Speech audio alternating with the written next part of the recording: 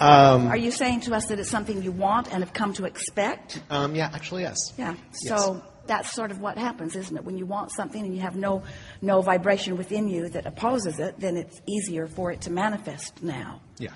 Yeah. We're done with you. No. So first off, many thanks to Esther for being the open channel, and thanks to you for all your wonderful guidance. And all of you, because without you, we'd just be living happily ever after. You're keeping it real. Yes. So we spoke in Phoenix, and you offered me a lot of good advice. Did you follow it? Actually, yes. And it's been a wonderful chain of events. And you also said that this time for me was a time for clarification. And I think, and that's why I'm up here, because I want to continue being in this process. That I want to be conscious in the process that I am right now. Well, which it's is not happening. fun otherwise, is it? Not at all. Not at all. So, yes, I'm getting it. The old grid can be very relentless. Especially the closer that I get to everything that I want. Because you have patterns of thought that you want to find a way of getting around. Do you think you have to break those patterns? In other words, do you have to stop thinking those resistant thoughts? Do you have to stop thinking them, or do you just want to replace them with thoughts that would serve you better? Because the way you said that old grid can be very, what were the words? Relentless. Relentless. Well, it's only relentless because it's active and there's momentum. Yes. But you can diffuse that momentum by introducing new thoughts that are more in alignment. It's all about airtime. In other words, if you're beating the drum of something, then the more you beat the drum of it, the more relentless law of attraction is in sort of holding you in that grid pattern. But you can introduce different thoughts, new thoughts, and it's sort of like watering it down. Yes. It's not like, I want to clean that up. It's not like you have this pool that you're wanting to dilute. It isn't that way at all. It's that you have a vibrational signal that you've practiced. So when you say the grid is relentless, what you're actually saying is, I've got some thoughts that I've been thinking for a long time. Yes. And because I've been thinking them, now they're beliefs. That's all a thought is, and that's all a belief is a thought I keep thinking. Yes. So because I believe it, and therefore it stays active in my vibration, I keep attracting evidence to support it. Yes. Esther would say, Abraham, it's true. I think I should think about it because it's true. And we say, there are a lot of things that you want that are true, and there are a lot of things that you don't want that are true. Pick the ones you want and make those active in your vibration. So your question is? One of the things that what we talked about seemed to be the focus in Phoenix was the fact that what I've done for a long, long time is this observation, which you've already mentioned about today. But you the see, self-reflection. But focus is observation too, isn't it? Yes. So let's say, for example, that you say, the grid is relentless. I've got some points of attraction, some habits of thought that aren't serving me. But I can meditate. And when I meditate, I do quiet my mind. So then you meditate and you observe your quieted mind. Now it's shifted a little bit. Yes. And after you have meditated and quieted your mind, you've had a smoother transition from place to place, let's say, and you observe the smoother transition from place to place. In other words, observation and focus are the same word.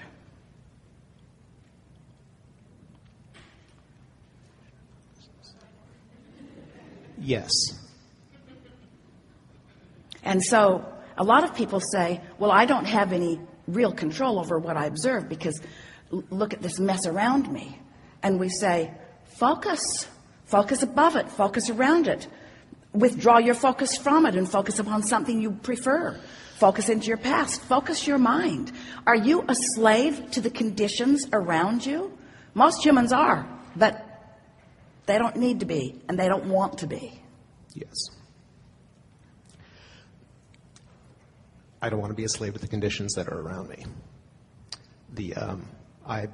As things are coming together in a very, very quick and fast way for me, I find that there are times where I have to wait. What you mean, wait? Wait for... Oh, you mean you're not getting instant manifestations? Exactly. That's a good thing.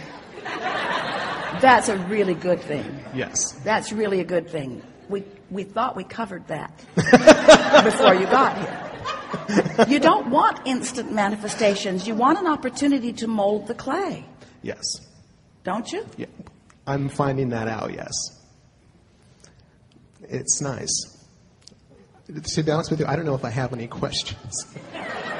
Well, what happened here, we didn't let you get too specific, and we just stayed in this general place Sure. where we're just talking about laws and principles. But here's the answer that we want to give to all of you about whenever you're standing in a place that is uncomfortable or not pleasing you or missing something that you really want. Yeah.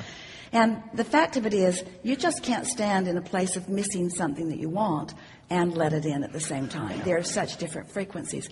So you've either got to change the subject or you've got to stop thinking at all. And the new expression that we've been offering recently, and we know we discussed it with you because we always do, is to just go to a more general place. So you want to say things to yourself like, well, things are getting better, or if they're not getting better visibly, I believe that things can get better. And I like knowing what the laws are. And I see evidence all the time of my deliberate application of things. And while I am stubborn about my thoughts, that is a better thing than it is not a good thing, because that means that I have the ability to focus. I'm just going to be a better selective sifter about what I choose to stubbornly focus upon. Esther was thinking the other day, she thinks about it a lot, about Jerry, because he was stubborn. And he'd get hold of a thought, and she would try to dissuade him, but he wasn't dissuadable. And Esther would say, you know, compromise is a part of relationships. And Jerry would say, you'll be all right.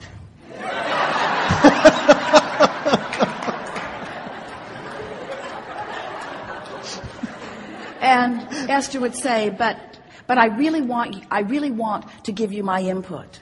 And what Jerry explained to her then, and he explained it to her again the other day, because she's writing with him most mornings, is when you are clear about what you want, and there are things around you that are different than what you want, or even others who want differently than what you want, when you work really hard in that compromising attitude to understand them or to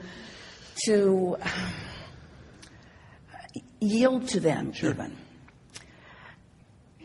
while it seems nice in a talk show like setting, yeah, it waters down your own vibration.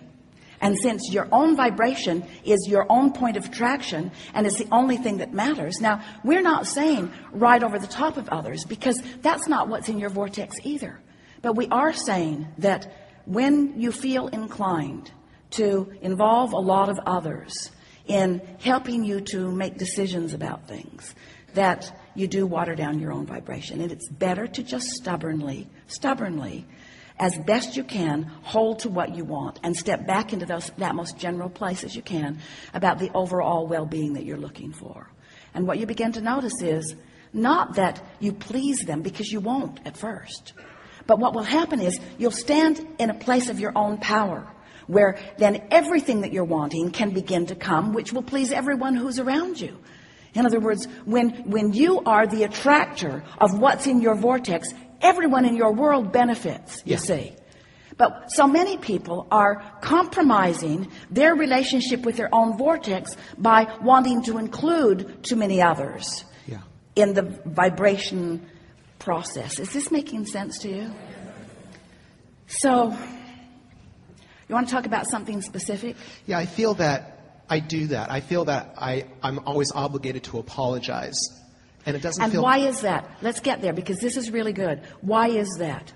I'm apologizing to you because what I want is this and what you want is that. And so I'm apologizing to you that I'm not getting what I want through the way that you want it. Yes. And then you want to add to that, but I want to withdraw my apology because I've discovered that by not focusing too much on anything that opposes my clarity, my alignment, then I stand in this place of power, and everyone in my world benefits by my point of attraction. You see, Yeah. that's what true leadership is. That's why politics is such a terrible mess. Yeah.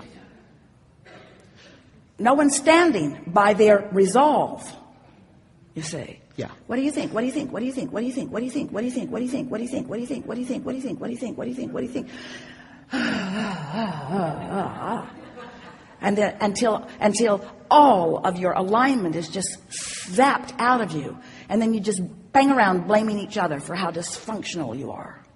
Where if any one of you would just stand in clarity about what you want and go as general as you can until you find complete alignment with what you want, and allow your own grid to fill in, what you will begin to discover is you create your own reality, but you are the center of the universe. And as you offer a vibration that is consistent, and for those who are looking on, it looks uncaring. It looks selfish. Yeah. It looks like if you would just take the time to understand. And we're not saying that you don't want to collect data and that you don't want to know what other people want. But we are saying you cannot consider what everyone wants and hold your vibration in alignment with what you want. And the most important part of this is your desire for their upliftment is already in your vortex. Yeah. You're not trying to create your own reality on the backs of others. They're all part of the magnificent upliftment that you're a part of, you see. Yeah. Make sense?